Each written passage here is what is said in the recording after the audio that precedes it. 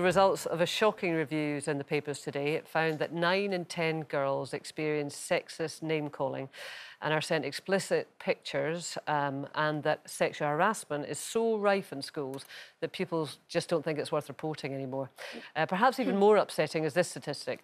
31% of girls have taken part in sexual activities without even having a peck on their lips first.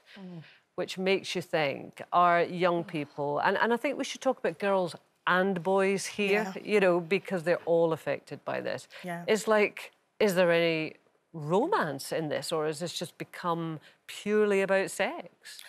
You know what, I think definitely the romance has been almost ripped away. I've got a friend that works in sexual health and, you know, working with young people and covering many boroughs. And, you know, the discussion that is seen, and from when I worked in youth offending and so on, is that there's so much things around, unfortunately, porn, around the heighting of sexual experiences supposed to be, like, dominated by the boys and just following what seems to be the norm, that all the other things like relationships and foundations have been taken away. And it really is scary, because this is probably why young people are not reporting it. And when me personally, when I watch certain music videos or certain things that's out in society now, it's over-sexual, and it's all emphasised on the girl being the person that gives the pleasure. I have this conversation with my own daughter and nieces, and it's really important for them to know that when you are in that partnership or unionship, that it is about you being pleasured as well, and it not being just dominated.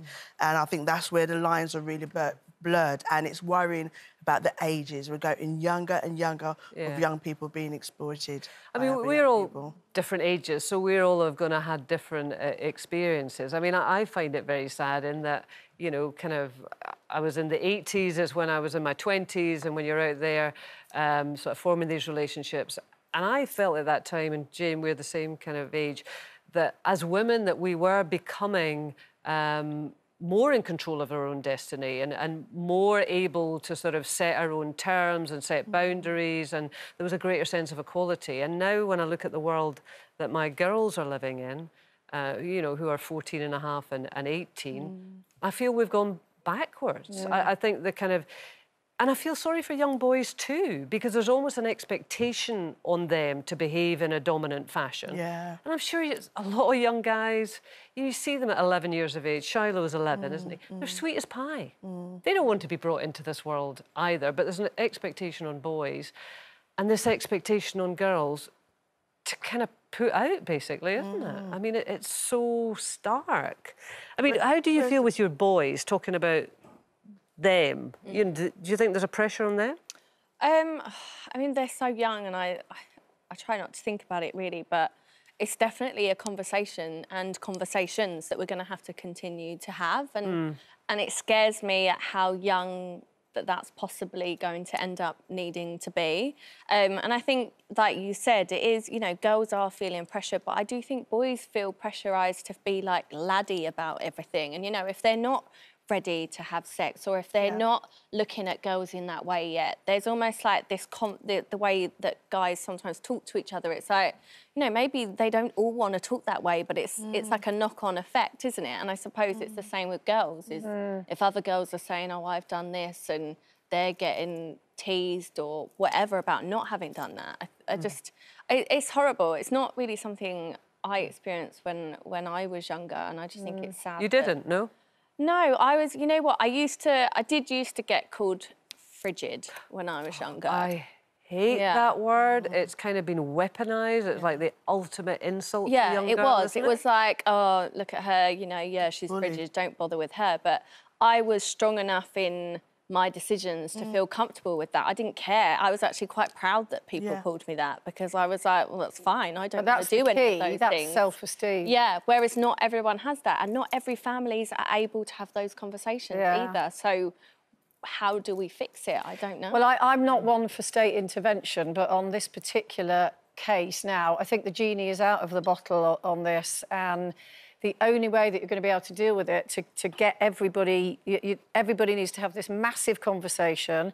I think that schools need to be heavily involved. I mean, if you look at the Everyone's Invited website, a lot of the girls on there have said, I did report this to my school and it was brushed under the carpet. So schools need to get, you know, on board with it and open.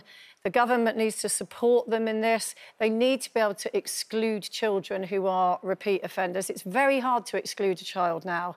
So it becomes that, you know, the victim has to still carry on going to school with this person that has been, you know, sexually harassing them, because the rights of that child, be it a boy or a girl, are greater than the one who's being persecuted.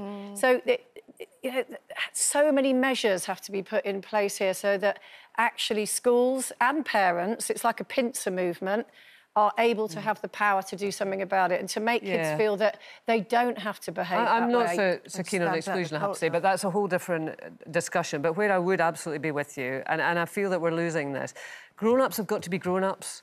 And we've got to allow kids to be kids. And, you know, I think we have lost that to a certain extent. We go through this old-fashioned notion of parents have got to step in.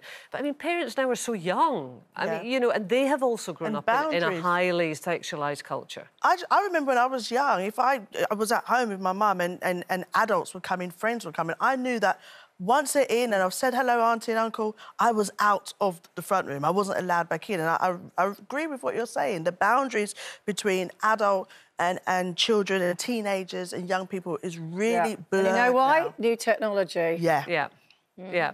And we all kind of feel it's a runaway train and we can't do anything about it because, you know, this is the world that we now live in.